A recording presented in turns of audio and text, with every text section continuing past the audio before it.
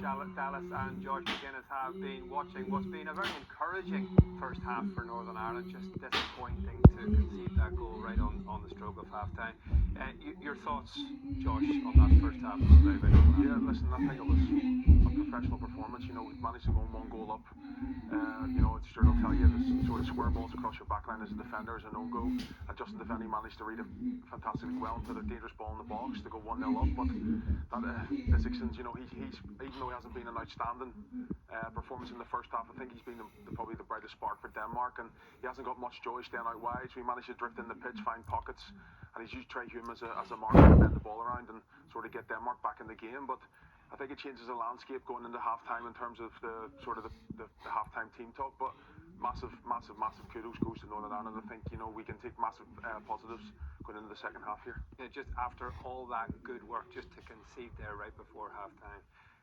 Yeah, it's certainly changed what we were going to talk about. I know you're right at the last, but I think defensively it's been a good first half from Northern Ireland. They haven't had a lot of the ball, and they managed to get the goal and go 1-0 up, and that's the type of probably performance that we expect from Northern Ireland away from home against the quality of opposition that Denmark is. Michael will be really disappointed with conceding that goal. It's just a lack in concentration, maybe a bit of communication issues right at the last, and this is what happens. The best teams punish you, but he'll be delighted with how they've defended. Can they be a wee bit braver and better on the ball and try to get us higher up the pitch is what he'll be asking from them at half time. You've both worked with Michael O'Neill and played in games like this. How much emphasis does he put on the work and the preparation that you have to do without the ball? Because Northern Ireland have spent a considerable amount of that half defending. Massively. Listen, I think the most energetic boys in the positions on the football pitch will be sort of the 10s and sort of the fullback areas.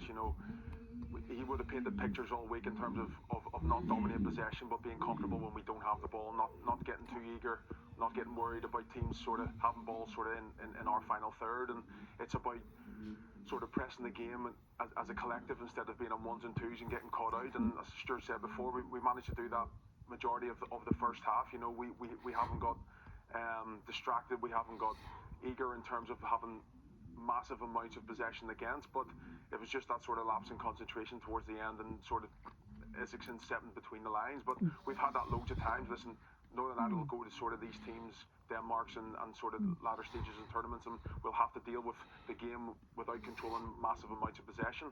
But I think we've showed that we can be comfortable in those situations, and it's just trying to emphasise those and trying to stay on top to create chances for ourselves going forward. And in games like this, there will be limited opportunities for Northern Ireland to score, and fair play, they did.